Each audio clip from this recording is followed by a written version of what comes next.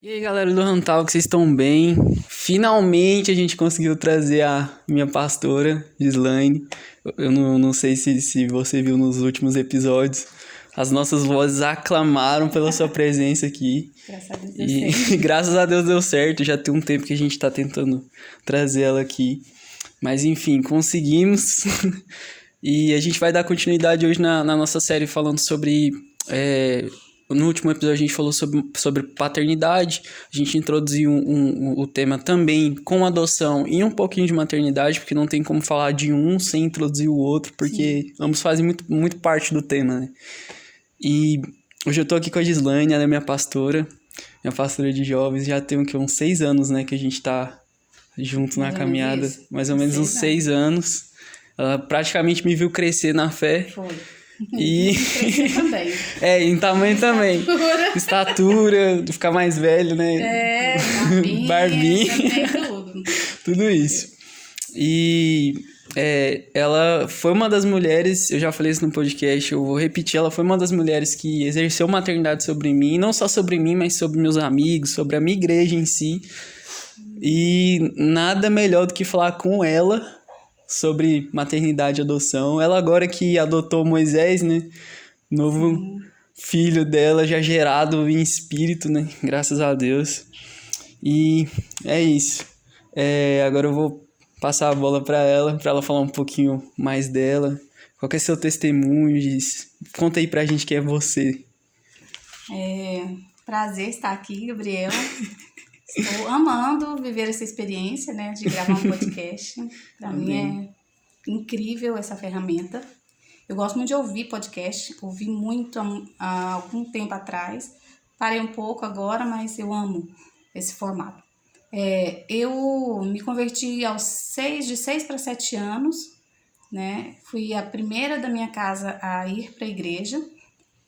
E quando eu tinha 17, eu me casei.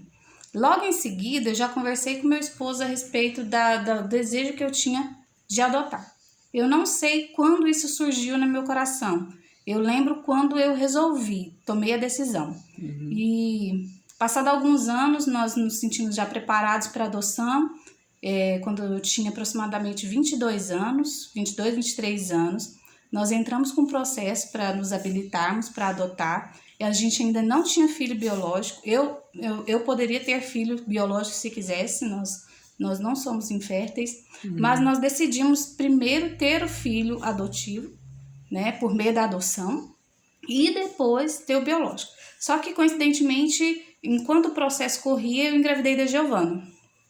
Aí nós tivemos então você já tinha começado com esse processo antes de ter eles? Há 13 anos, exatamente, praticamente a idade do Moisés. Olha só. Né? Então, assim, quando a gente deu entrada no processo de adoção, o Moisés estava nascendo, né? Lá em Manaus. E aí a gente teve que parar esse processo para poder ter a Giovana. Tivemos a Giovana cresceu, tive o Edgar em seguida.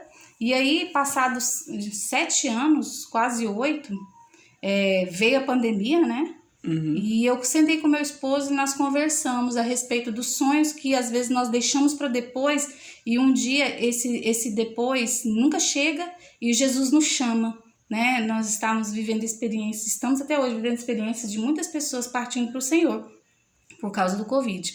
E aí, coincidentemente, por causa dessa pandemia, o Senhor fez queimar ainda mais no nosso coração a urgência de adotar. Eu fui e falei para o meu esposo, ele falou assim, olha, Gislaine, mas nós não temos muitas condições, ainda mais agora nessa crise. Aí eu falei assim, o Senhor nos sustentou até aqui, com 2 filhos. E se Ele gerou isso no nosso coração, Ele vai nos sustentar com 3. Amém. E aí nós resolvemos, apesar da pandemia, adotar. Aí nós adotamos, a primeira coisa que eu fiz foi pesquisar, já vou falar como que é o processo de adoção, porque quem tem esse desejo já vê que não é um bicho de 7 cabeças. Fui na internet, joguei lá no site da Justiça, entrei lá no link adoção e já comecei a preenchi, fui atrás da documentação, isso foi em setembro do ano passado, fui atrás da documentação, de todos os exames que tem que fazer, não é tão difícil assim, eu gastei um mês para resolver Sério? tudo isso. Foi. Nossa, eu imaginava que seria, tipo, bem mais tempo, assim, porque a maioria das O pessoal pessoas que muito fala, que né? tem muita burocracia. Sim, tipo, eu acho que antes mesmo de eu me mudar, né? Naquela época a gente já conversou até aqui mesmo sobre adoção. Eu me lembro de um episódio assim. E eu lembro até de você mesmo falando sobre isso, sabe? Que, tipo, todo mundo falava que era muita burocracia, que, tipo, tinha gente que ficava 3, 4, 5 anos na fila da adoção. Sim. Aí, para adotar, para se habilitar, não é tão demorado. Agora, para adotar, vai depender muito do perfil da criança que você quer, Ah, né? sim, entendi. Então, eu demorei um mês para pegar a documentação, logo em seguida eu já dei entrada e o nosso perfil, nós decidimos criar um menino até 12 anos. Uhum. Né? Então, nós abrimos o nosso perfil e isso fez com que fosse mais rápido.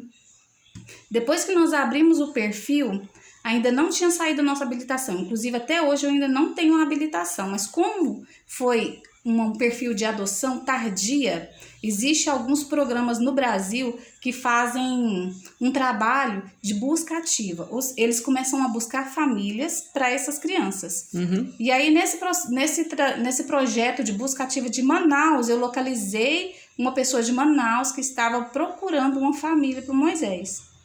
E aí eu entrei em contato, coloquei o meu desejo para eles e aí a gente já começou o processo lá em Manaus. Isso foi em outubro, quando eu encontrei o Moisés, né? Uhum. Fizemos o primeiro contato virtual, através de videochamada. Antes de ligar para ele, nós gravamos um vídeo, eu, a Giovana, o Edgar e o meu esposo. Que da hora. Já introduzindo ele, Sim, quem vocês eram. Sim, a gente se apresentou para ele, né? Nós nos apresentamos e falamos que nós tínhamos desejo de conhecê-lo e adotá-lo. Mandamos massa, esse cara. vídeo para a pessoa que estava cuidando dele lá. E aí essa pessoa apresentou, mostrou algumas fotos que a gente também mandou. E ele falou, não, eu quero conhecer. Aí foi quando nós fizemos a videochamada. Uhum. Conversamos com ele por videochamada. Naquele assim, momento você já soube que era ele, assim. Foi assim, a gente já tinha se apaixonado já por ele, porque a gente já tinha visto algumas fotos dele antes da videochamada, né?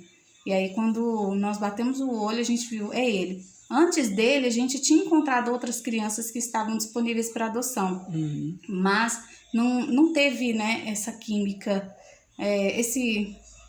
o coração identificou. Sim, né? não Nosso teve, coração não teve uma interação assim. Sim, um de sinal, primeira. sabe? Quando você, principalmente da parte do meu esposo. Todos os adolescentes que eu mostrava, que eu falava com meu esposo ficava meio assim, sabe? Ai, eu não sei. E aí, quando ele viu a foto do Moisés, ele falou assim, eu quero. Foi bem mais fácil, Foi na hora. E como que o Van reagiu, assim, com esse rolê da adoção? Ele também sempre quis, ele também sempre apoiou? Sim, ele sempre apoiou. Eu sempre fui mais intensa com esse desejo.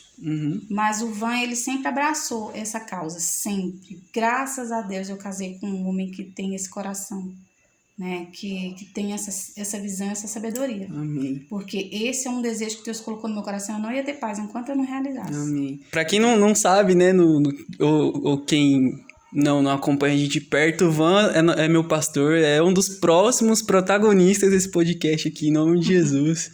Nos próximos episódios aí, a gente vai estar trazendo ele para falar um pouco sobre paternidade, sobre pastoreio, sobre liderança, principalmente, que eu acho que é a área, assim, que ele mais tocou a gente nos últimos anos. Então, tipo assim, ele sempre teve esse desejo no coração e foi tranquilo para vocês, assim, Sim. aceitar tudo isso. Ele sempre teve o coração muito aberto para isso, para adoção.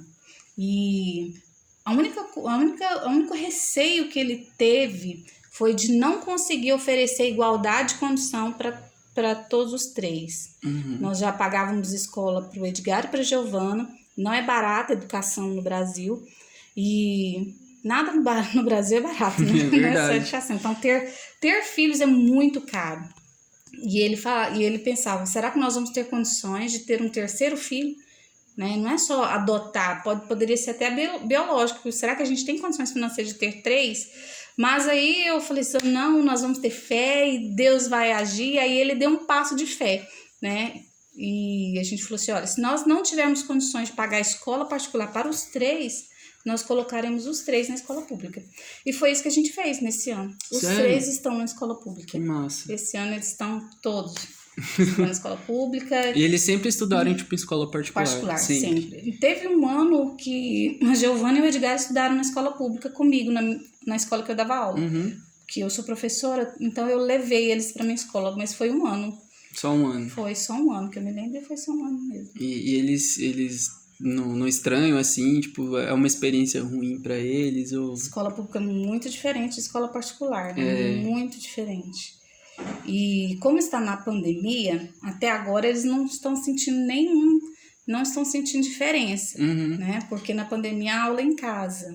Sim. Então eles só recebem um roteiro e aí vai. Mas eu creio que quando voltar, retornar às aulas, vai ser assim, eles vão ter um estranhamento. É, real. Eu acho que quase fui para uma escola particular e quase fui para uma escola militar ainda. Eu só não fui porque tinha que raspar o cabelo e eu nunca quis. Mas eu acho até uma experiência interessante para toda criança estudar em escola pública, mesmo sendo um ambiente muito hostil hoje em dia. Porque foi na escola pública, depois de convertido, depois de discipulado, preparado, que eu vi que tinha uma necessidade para que o reino de Deus também invadisse aquela esfera da sociedade. Sim. Foi quando a gente começou os movimentos nas escolas naquela época. E assim, mudou a vida de umas 50 pessoas, assim, que eu posso falar assim, real, mudou. Acho que foi uns 50 alunos que teve contato com a gente. Então, eu acho uma experiência boa, assim, para qualquer criança.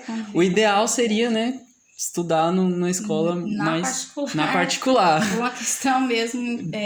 educativa, né? Mas, por enquanto, a gente vai levando. Né? E eu creio que Deus vai prover. Isso não é mais a minha preocupação, sabe?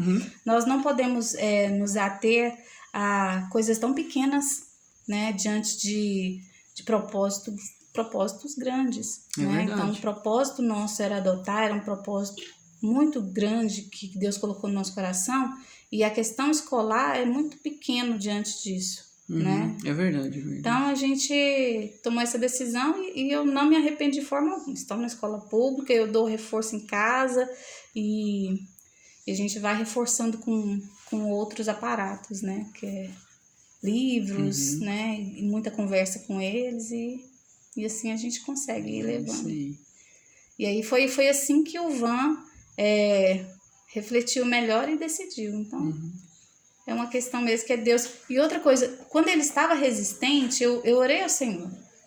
Porque toda vez que eu tinha, sabe, que eu ia em retiro, encontros assim, o Senhor queimava no meu coração, adoção. A única coisa que Deus me pedia, a única coisa que Deus me deu clareza do que eu deveria fazer da minha vida, era sobre adoção. E aí eu pensava, Senhor, mas meu esposo está resistente, porque ele acha que não vai ter condições financeiras de cuidar de 3 filhos. Aí eu falei, Senhor, se realmente isso é do Senhor, o Senhor vai testificar no coração dele também. Porque eu não vou mais ficar falando, porque acaba ficando chato, né? E aí, às vezes acaba até criando mais resistência do que já tem. E aí, quando eu falei com ele, foi quando ele aceitou.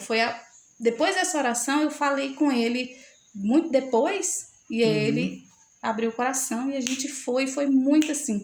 Em setembro do ano passado, 2020, a gente decidiu, e nós estamos agora em maio, final de maio, hoje é o último dia de maio, e o Moisés já está aqui em casa há uns 40 dias. Olha então, só. Foi muito, muito rápido. Né? Que da hora. Eu vi que tinha essa conexão, porque a primeira vez que eu vi o Moisés lá na igreja, lá, você junto com ele, assim, já como família mesmo, agora de verdade, não só em teoria. Tipo, eu vi o quanto ele, tipo, ele esboça essa alegria, sabe? E é muito da hora de ver isso numa criança. Ele tem quanto? 10? Não, ele vai fazer 13 no próximo mês. 13 no próximo mês, né? Então ele tem 12. Junho tem 12 anos. 12 anos. Então, tipo assim, ver essa alegria numa criança que não teve esse tipo de influência até aqui, tipo, é algo do céu mesmo. Até comentei no podcast passado que, cara, a adoção é um negócio que é de Deus mesmo, porque você amar outra pessoa que não faz parte da sua linhagem de sangue, tipo, que não faz parte do seu convívio, e introduzir ela nesse convívio é ser muito como Jesus. E tipo assim, é maravilhoso isso aí. Sim, é o que Deus fez por nós, né? Exatamente. Deus fez questão de usar a palavra adoção para nós, né? Então antes nós éramos apenas criatura, ele nos adotou, né? A palavra ainda fala em alguns textos que nós recebemos o espírito de adoção. Então a adoção é algo genuíno, é algo verdadeiro. Então, o filho adotivo, ele não é filho adotivo, ele é filho. Né? Na Bíblia você não vai encontrar a palavra que nós somos filhos adotivos. Nós vamos encontrar a palavra adoção. Nós fomos adotados. Mas nós não somos filhos adotivos, nós somos filhos. Porque a partir do momento que nós fomos adotados por Deus, nós nos tornamos de fato filho. E não há nenhuma outra diferença entre o biológico e o que foi adotado. O amor é o mesmo. Então, Deus gerou isso no meu coração, no coração do meu esposo, sabe? Pelo Moisés em tão pouco tempo, né? Então, a segunda vez que nós falamos com Moisés por videochamada, ele nos chamou de pai e mãe. Olha. Então, foi algo assim lindo. Poderoso, foi né? muito lindo. É como se você ouvisse o seu filho chamando de pai e mãe quando é bebê. Então, nós ouvimos o nosso filho mais velho chamando a gente de pai e mãe pela primeira vez. Da hora. E o massa é que ele é o mais velho, né, agora. É, Tipo, é o a mais Giovana velho. tem 11, né? A Giovana tem 12, 12 a diferença de de 2 meses, meses. né? É, 2 sim. meses. Entendi. Já teve alguns pega aí, tipo, de briga. De briga entre já. Igual o irmão, mesma coisa. O Edgar com o Moisés, eles são muito amigos. Brincam muito, mas tem momentos que eles brigam e eu tenho que dar bronca nos dois, né? Eu já dou bronca porque... E é muito legal, porque ele se sente amado. Quando eu dou bronca no Moisés, ele vê que eu trato ele igual eu trato o Edgar e a Giovana. Com igualdade, né? É o que Deus diz, que o pai que não corrige, ele não está demonstrando amor, né? Deus ele nos corrige porque nos ama. E é a mesma coisa conosco, aqui em casa. Exatamente. Agora eu queria puxar um gancho, que toda vez que eu falo sobre esse assunto, eu gosto muito de puxar, porque faz parte do meu testemunho, fez parte do testemunho do Matheus, que ele contou aqui também, faz parte do testemunho de várias pessoas que andam com a gente, né? Vários dos meus amigos, tanto na igreja quanto fora, tem essa realidade de não ter tido pai ou não ter tido mãe mesmo em vida. Como eu já dei meu testemunho, acho que eu já te contei essa história várias vezes, né? Sobre eu não ter tido tanto contato com a minha mãe e o meu pai ter sido presente até onde ele conseguiu. Sim. E isso gera marcas na gente, mesmo tendo essas pessoas ali um pouco mais acessíveis. E a pergunta que eu sempre faço para todo mundo é que, na sua visão, qual que é o papel da igreja e se a igreja ela tem cumprido esse papel tipo, de forma excelente sobre a adoção. Porque até mesmo dentro e fora da igreja a gente conhece pessoas que têm essa realidade que às vezes foi abandonado ou às vezes ela perdeu os pais, né? Os pais deles já se foram e na sua opinião, a igreja, ela supre essa necessidade nos dias de hoje? Porque que a igreja tem um peso sobre isso a gente já sabe, isso é um fato. De que é papel, sim, da igreja exercer maternidade, exercer paternidade, tanto espiritual e física também, digamos assim. E o que você acha disso? Tipo, você acha que a igreja realmente está fazendo seu papel assiduamente, assim, nos dias de hoje? A igreja está começando a se despertar para isso. Ainda é um começo, assim, muito pequeno, mas eu já consigo ver uma luz no fim do túnel, porque por muito tempo a igreja esteve adormecida quanto à questão de cuidar dos órfãos e das viúvas, né? E a Bíblia nos fala que essa é a religião pura, né? A religião imaculada que Deus considera. Cuidar dos órfãos. Existem muitos órfãos de pais e mães vivos, né? Muito, principalmente na escola pública. A gente estava falando da escola pública. Exatamente. Eu sou professora de escola pública, eu sei o quanto isso é real. De muitas crianças que são abandonadas afetivamente, né? Pelos próprios pais. Não que os pais tenham culpa disso, mas porque os pais não têm estrutura emocional, espiritual, intelectual para auxiliar. Então, vira uma bola de neve. De quem é a responsabilidade dessa adoção, né? De exercer maternidade e paternidade nessas crianças? Essa responsabilidade da igreja, né? Porque quando nós fazemos isso, nós estamos cuidando dos órfãos. Então, quando eu recebo um jovem, um adolescente, uma criança na minha igreja, até mesmo um adulto, e percebo que essa pessoa, que essa criança, ela precisa de uma figura mais presente, que oriente, porque ela não recebeu em casa, eu preciso exercer isso. Cristianismo não é só uma reunião que a gente faz semanalmente, vai embora e acabou. O cristianismo acontece após essa reunião, no dia a dia. O que eu faço com essas pessoas que estão no meu caminho? Né? Então, assim, eu sempre tive muito isso, muito. Quando eu comecei a trabalhar com jovens, assim, eu sofri muito, porque eu realmente os adotei, e aí filho dá trabalho, né? Demais. Então, eu tive muito trabalho com muito jovem, mas eu tive muitas alegrias também com eles. Eles realmente são meus filhos. Meus filhos, assim, no coração, porque eu os adotei. E a adoção também, essa que a gente faz legal, quando você vai lá e se habilita, é outra coisa que a igreja precisa se despertar. Nem todo mundo pode adotar. Nem todo mundo nasceu, assim, tem esse propósito. A gente não pode querer empurrar esse propósito para todos. Mas tem muita gente dentro da igreja que tem desejo de adotar, mas tem medo.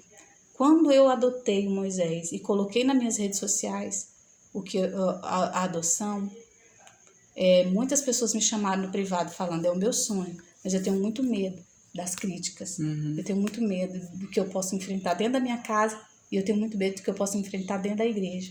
Nossa. Infelizmente, dentro da igreja, nós enfrentamos preconceito. Infelizmente, muitas pessoas que não entendem a palavra, talvez nem conhecem a palavra, elas reproduzem preconceitos que a sociedade reproduz. Entendi. E é muito massa. É muito massa saber desse lado também, porque eu mesmo penso em adotar um dia e eu morro de medo de muita coisa. Tipo, eu morro de medo porque, apesar de eu saber o que não fazer, pelos exemplos que eu tive, e saber também o que fazer com os exemplos que eu também tive, eu tive exemplos dos dois lados, e do lado positivo, principalmente na igreja, eu sempre tive muito isso em mente. Será que a minha condição financeira, eu vou conseguir fazer isso, sabe? Tipo, eu sempre fico pensando nisso, tipo, quando é o ponto da minha questão financeira, quando vai ser o ápice para eu falar, cara, agora eu posso adotar.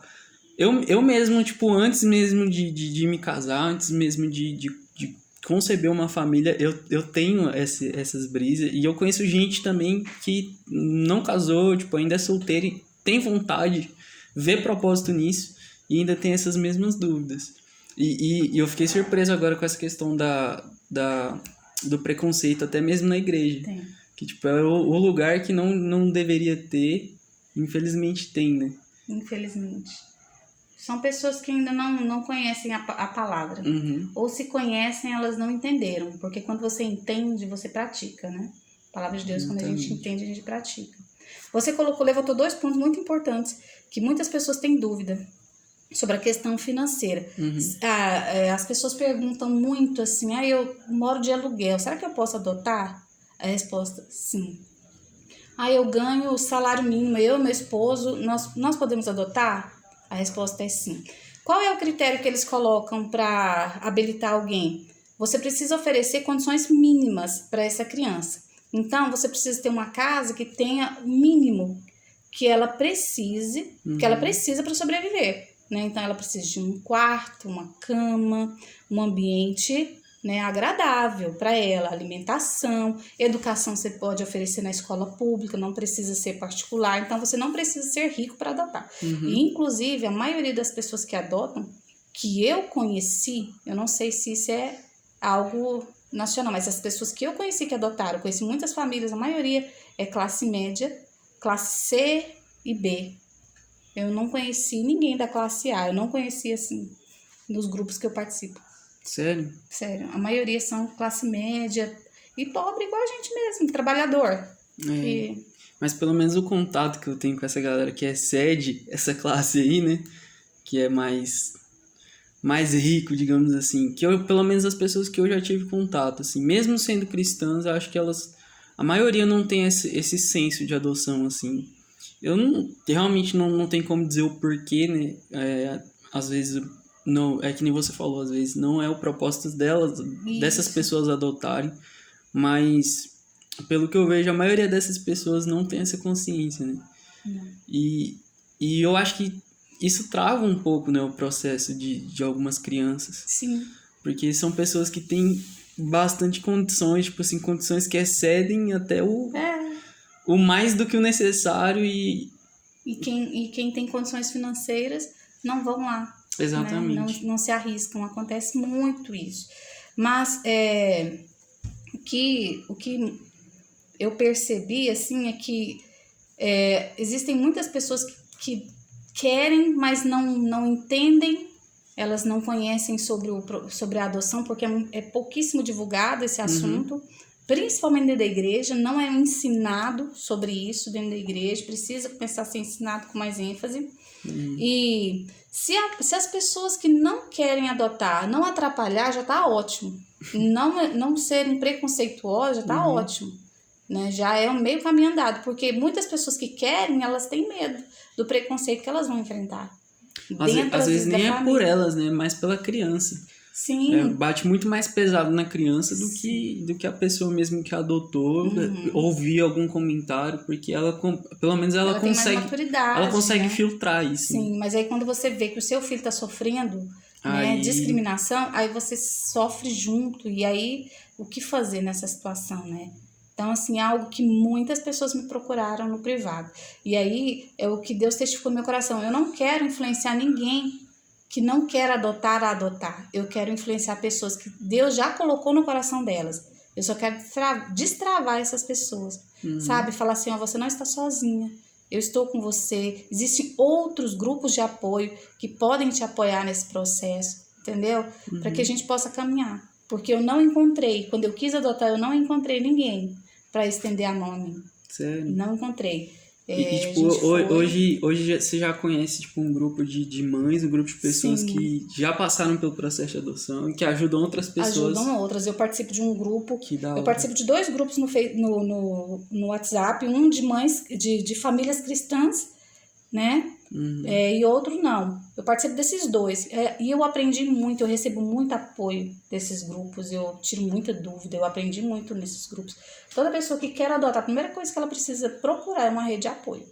Ela não pode ficar sozinha nesse processo, porque é um processo, não é fácil. Não quero enganar ninguém, não quero iludir, não é fácil. Exige de nós muito conhecimento, muita maturidade e sabedoria.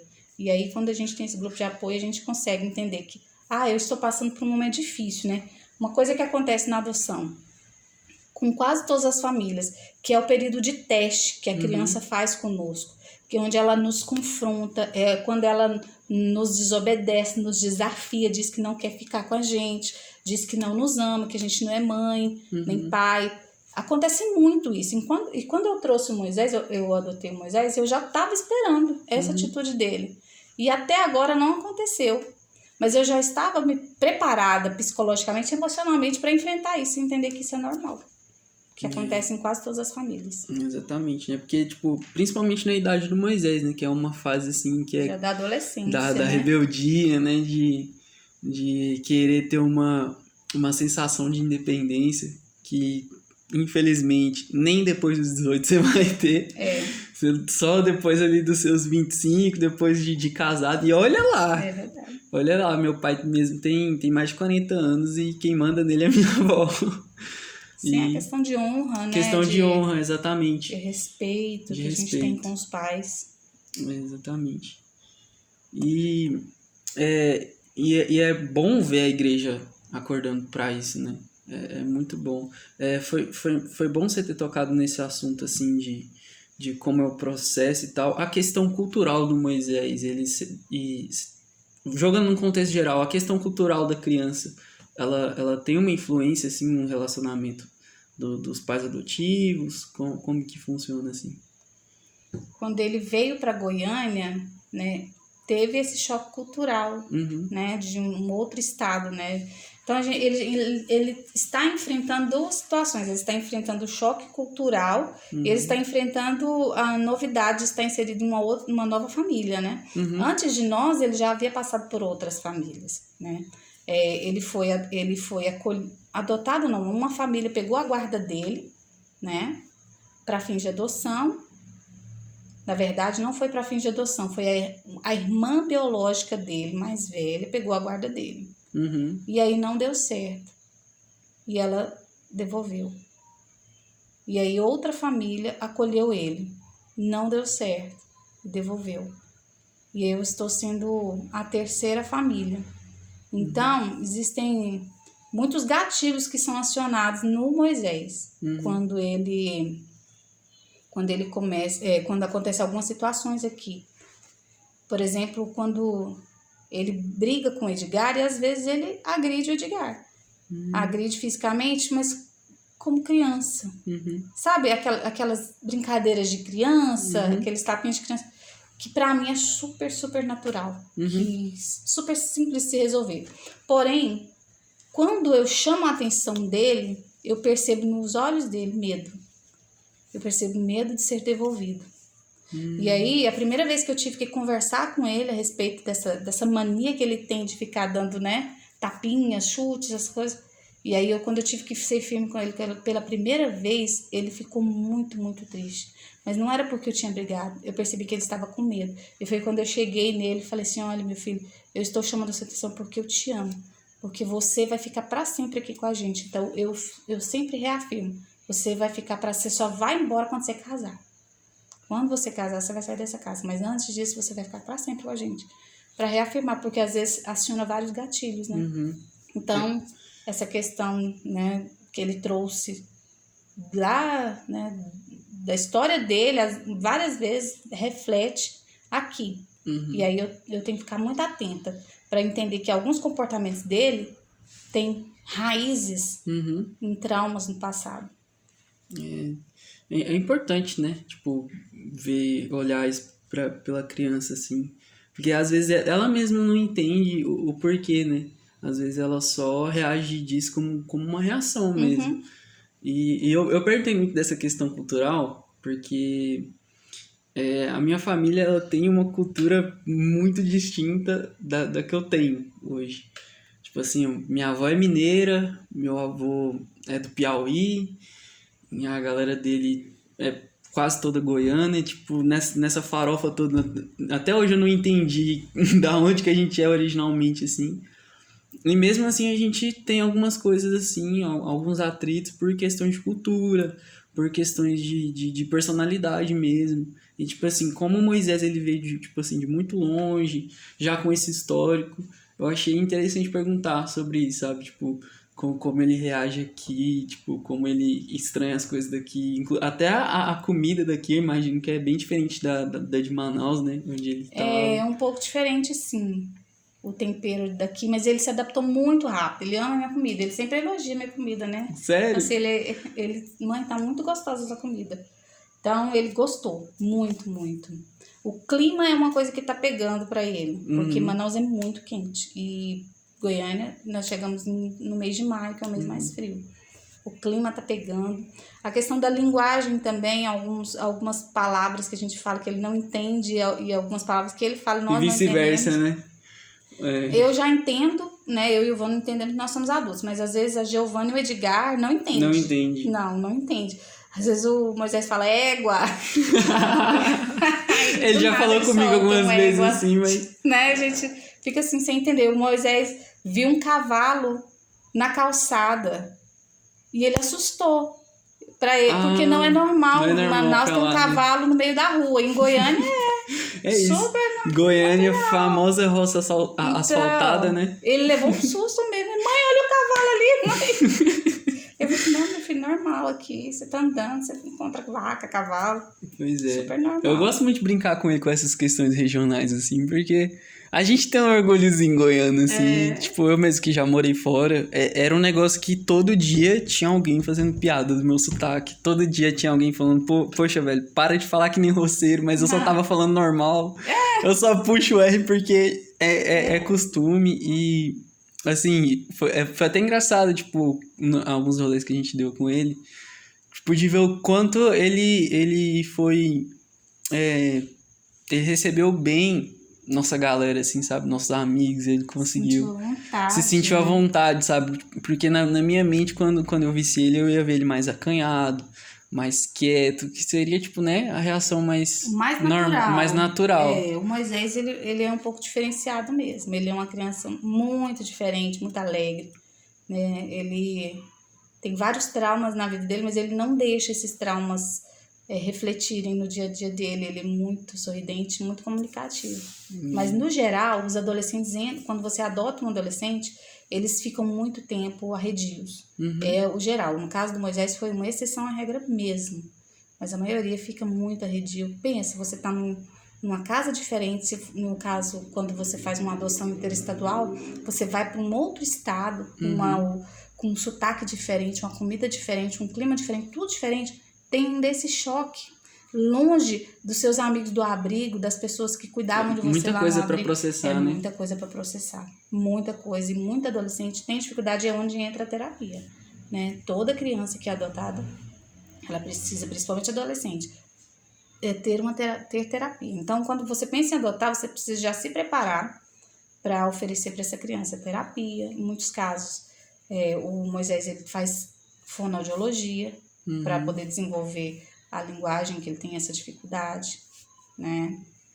Então, é um baque mesmo para um adolescente, mas também é muita alegria, né? Porque o sonho deles, sonho deles é muito básico, é ter uma família, que é um direito, um direito de toda criança e adolescente, ter uma família. É um direito.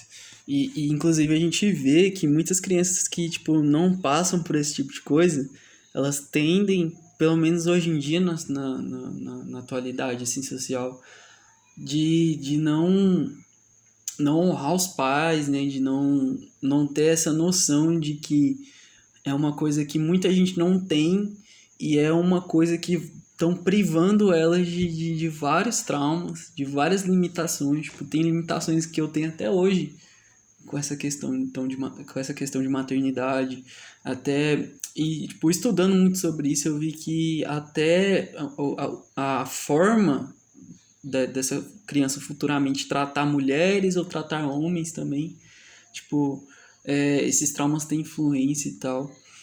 E é um ponto bem observado, né, para quem quer adotar, procurar ajuda psicológica, porque são traumas que, apesar de elas estarem sendo adotadas, serem um passo gigantesco para que essas feridas sejam curadas, né, mas ainda assim precisa desse acompanhamento. De um acompanhamento profissional. Isso é fundamental, principalmente quando você adota uma criança mais velha. Precisa, né?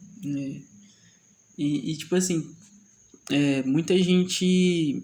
A maioria das pessoas que adotam, né, elas procuram as crianças mais novas, quanto mais novo, melhor, bem bebezinho, assim. Você já pensava em pegar uma criança mais velha? Há 13 anos atrás eu queria uma criança de 5 anos. Meu perfil era uma menina de 5 anos, que já era considerado, na época, adoção tardia. E aí, quando a gente decidiu agora novamente, a gente já passou para menino e 12 anos, até 12 anos. Existe uma fila enorme de pretendentes à adoção no Brasil. Muito mais pretendentes à adoção do que crianças disponíveis para adoção. Essa conta não bate. Por que não bate? Porque 90%, eu estou jogando assim, mas esse é senso comum meu, mas a maioria desses pretendentes querem bebês ou e brancos, no máximo até 2 anos e sem doenças. É como se fosse um cardápio, né? As pessoas vão lá muitas pessoas, né, traçam um perfil dessa forma. É importante traçar o perfil, é importante, né? E assim, só que o que precisa ser compreendido e desmistificado é que Criança mais velha, ela é mais difícil de ser moldada. Muitas pessoas falam assim, o caráter da criança é moldado até os 7 anos. Existia muito essa fala, o que não é mais verdade. A neurociência veio para desconstruir isso e afirmar que o cérebro humano, ele é plástico, ele tem essa plasticidade, a capacidade de se remoldar, de se transformar em todo o tempo, em qualquer idade. Então, uma criança, tanto ela de 1, 2, 3, 10, 15, se você investir nessa criança, nesse adolescente, ele vai sim ter essa capacidade de ser transformado. O amor transforma. A Bíblia fala que o amor constrange. E é isso, ele transforma. Então, a maioria quer adotar bebês e a maioria das crianças que estão disponíveis são adolescentes. Muitos adolescentes. Um abrigo que eu busquei em Moisés, tinha muito adolescente. É a fase mais difícil, né? Acho que tinha que ser a mais procurada, assim. Porque justamente por esse medo que as pessoas têm, né? Esse tabu, né? As pessoas já em si, elas já têm muito medo de adolescente, né? Já acham que adolescente já dá trabalho. E realmente dá trabalho.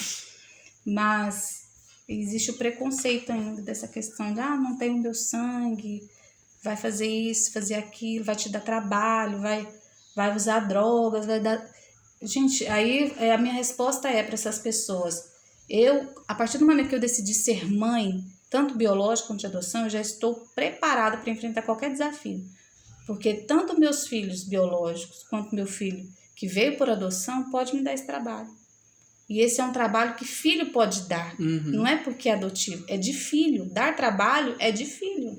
Vai de filho para filho, né? Um exemplo muito bom que eu posso dar é o meu mesmo. Tipo, quem conhece meu irmão e me conhece sabe que a gente é totalmente o contrário um do outro. Ele ama a roça, eu já não gosto tanto. Ele anda de fivela mesmo na rua, compra bota e, tipo, ele é bem agroboyzão mesmo, assim. E eu sempre fui mais no racional ali, sempre gostei mais de cidade, porque é um ambiente que eu sempre gostei. Eu não sei por que diabos eu tenho esse gosto, mas desde criança eu sempre gostei muito mais de tecnologia, sempre gostei muito mais de ler do que fazer algumas outras atividades. Então, tipo assim, na adoção isso ainda é um pouco mais nítido, porque é uma criança de outra realidade, com traumas de infância, tipo, com essa questão de paternidade, maternidade. Então, não é isento, né? Tipo, já é bem claro que não é isento disso. Não. E também, igual eu disse, vai de criança para criança, né? Às vezes, eu conheço pessoas que tiveram uma criação ótima, mas que optaram por um caminho ruim. Sim. E pessoas que tiveram uma criação péssima, mas que são, tipo, referência no que elas fazem, mas que são, tipo, pessoas muito inteligentes, pessoas que tá construindo um futuro brilhante. E, assim, vai da cabeça individual de cada um. Sim, mesmo tendo essa influência do pai e da mãe, ainda tem a influência, né? Da escolha, né? Da escolha. E isso é independente de qual meio você foi gerado. Se foi pela adoção, se foi biológico. É escolha. E a partir do momento que a gente escolhe ser pai e mãe, a gente tem que estar preparada a amar incondicionalmente. Então, independente do que essa criança vai te oferecer, você está lá para amar, né? Para corrigir e para acolher também, né? Então, assim... e outra coisa que às vezes a pessoa não pode esperar, gratidão do filho. Nem do filho biológico, nem do filho por adoção. Porque o biológico não fala obrigado porque nasceu. Às vezes você ouve do seu filho biológico, eu não pedi para nascer. Na verdade, talvez você pode ouvir também do seu filho por adoção, eu não pedi para ser adotado. E então, quando você não espera gratidão, você não espera recompensa da outra pessoa, mas você espera uma entrega sua. Teu amor. Isso é ser incondicional, né? Independente de como o outro vai se comportar, eu vou amá-lo. Porque eu quis adotá-lo. Eu escolhi amá-lo. Eu escolhi ser mãe. E é minha responsabilidade amar até o fim.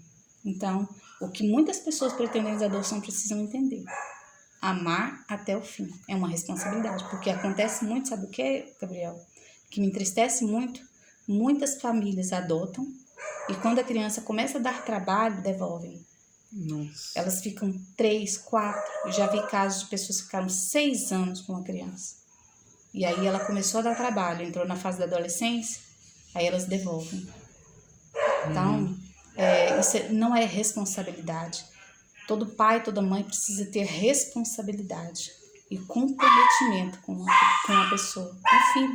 Então, eu me comprometi com os meus filhos até o fim, até o último dia da minha vida. Eu estou comprometida com ele, independente do que ele faça. Isso é ser como Jesus, né? Isso. Isso é ser como Jesus. A gente já chegou aqui a 46 minutos de podcast.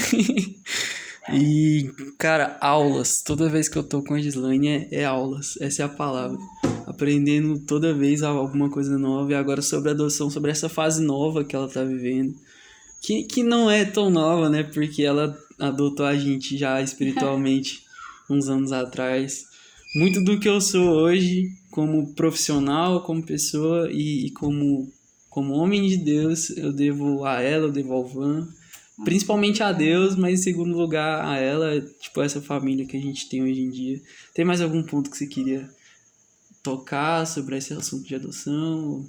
Eu quero só deixar um recado. Se você sonha em adotar, não espere a aprovação de pessoas para isso, né? Coloque isso no coração, converse com o seu companheiro, a sua companheira e vá com fé, porque Deus sustenta. Amém. Amém, então é isso. Espero que tenha sido muito edificante para quem escutou.